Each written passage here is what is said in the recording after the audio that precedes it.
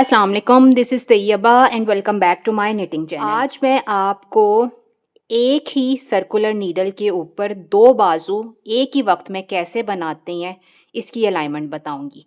तरीका तो वही रहेगा जैसे आप राउंड में बाजू बनाते हैं, लेकिन 2 बाजू एक ही वक्त में कैसे बनाने हैं, ये मैं आपको सिखाऊंगी इस वीडियो में। बहुत आसान है और इसका सबसे बड़ा फ़ायदा ये होता है कि आपकी जो टेंशन होती है ना, उसमें फ़र्क नहीं आता और दूसरा ये कि आपके बाजू के छोटे बड़े होने का डर नहीं रहता।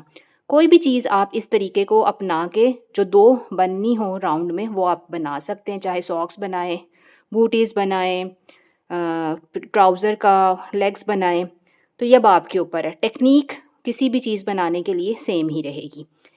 सबसे पहले आपने अलाइनमेंट समझनी है कि अलाइनमेंट हमारे पास क्या है। हमारे पास टॉप डाउन था, तो मैंने ना सर्कुलर नीडल्स के ऊपर बाजू डाल के दोनों 2 अलग-अलग बॉल्स के साथ, क्योंकि हमने अलग-अलग चीज़ें बनानी है तो 2 बॉल्स हमें चाहिए होंगी। तो कुछ राउंड्स कर लिए, मेरा ख़्याल 3 के 4 राउंड्स ही मैंने इसके किए हैं और इतने ही मैंने इसके किए हैं। अब मेरे पास ये ब्लैक वाली जो नीडल है ना, ये बड़ी है। बड़ी से मुराद ये है कि इसकी लेंथ ज़्यादा है, ये 80 सेंटीमीटर है और ये मेरा ख़्याल है 40 के 60 सेंटीमीटर्स ही है। तो मैंने अब ब्लैक वाली नीडल्स के ऊपर दोनों बाजू शिफ्ट करने हैं, तो उसके लिए आप देखें कि मैंने इसको किस तरह से काम करना है। अच्छा, एक और चीज़ जो आपने ध्यान रखनी है वो ये कि आपके पास जो मैजिक लूप बाजुओं की बन रही है ना, वो बिल्कुल सेंटर में बननी चाहिए। यानी अगर आपके बाजू के स्टिचेस 40 हैं तो 20 इधर हैं और मेरे पास 20 इधर हैं। इसी तरह इसकी भी अलाइनमेंट ऐसे है। अगर 60 हैं तो आप 30-30 कर लें।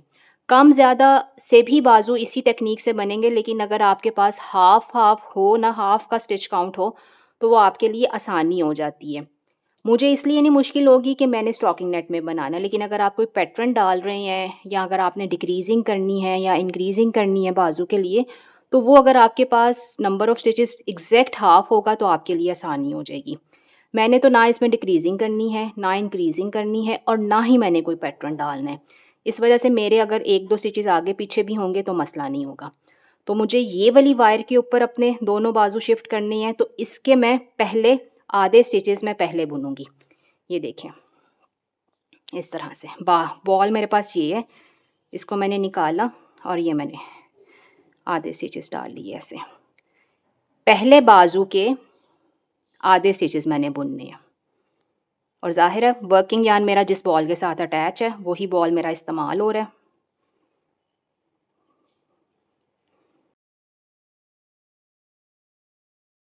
आधे बुन लिए आपने। अब ये वाली इस नीडल के साथ हम काम कर रहे हैं, इसको खींच लिया। मैजिक लूप इस तरह से बनी।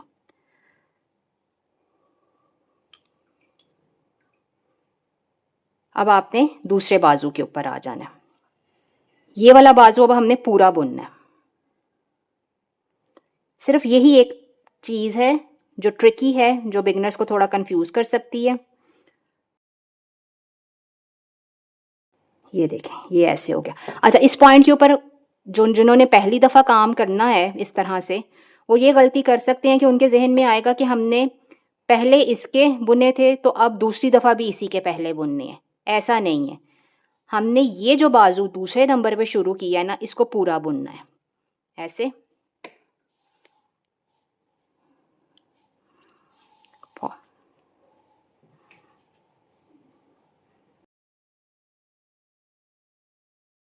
अब ये जो दूसरे नंबर का बाजू था ना, ये हमारे पास पूरा हो गया।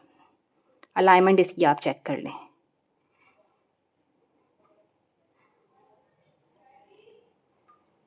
ये इस तरह से, ठीक है। ये वाले आधे हम बुन चुके थे, ये वाले आधे हमारे पास अब रहते हैं। तो इन आधों को हमने सिलाई पे चढ़ाया। अब इस बॉल को ना आपने इधर ही छोड़ देना है। इस बॉल के साथ हमने काम करना है।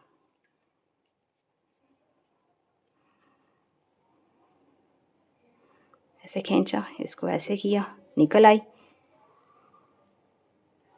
अच्छा, यहाँ पे आपकी टेंशन आपने इवन रखने के लिए ट्रिक आपकी क्या है, ये तार के ऊपर है ना स्टिच, अगला स्टिच आपने बुना, खींचने की अभी ज़रूरत नहीं है। अब दूसरा बुना, दूसरा बुनते हुए आपने इसको खींचना है ताकि ये तार इस सिलाई के साथ मिल जाए। फिर आपके पास यहाँ पे टेंशन इवन आएगी। दूसरा भी बुन के ऐसे ये अब आपने ये आधे जो थे पहले वाले बाजू के जो आधे स्टिचेस थे वो अब आपने बुन लेने हैं।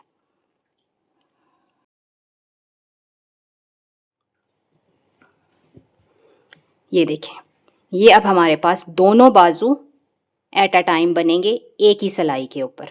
अगर आपके पास 100 सेंटीमीटर्स की तार होगी सिलाइयों की तो और भी आसानी से बनेंगे। 120 सेंटीमीटर्स की होगी तो मैजिक लूप जितना लंबा होगा और आसानी हो जाएगी। ठीक है, तो ये इस तरह से है। अब आपने किया क्या है, आपने पहले इस बाजू के आधे खाने बुने हैं, फिर दूसरे बॉल ऑफ यार्न से दूसरा बाजू पूरा बुना है और फिर ये बाकी के ये वाले खाने आपने आखिर पे बुने हैं। पहले बाजू के अगले आधे स्टिचेस आपने बाद में बुने हैं। तो ये सीक्वेंस आपने याद रखना है। इस सीक्वेंस के साथ आप दोनों बाजू एक ही वक्त में तार वाली सिलाइयों के ऊपर बना सकते हैं। तो ये इस तरह से ये बनेगा।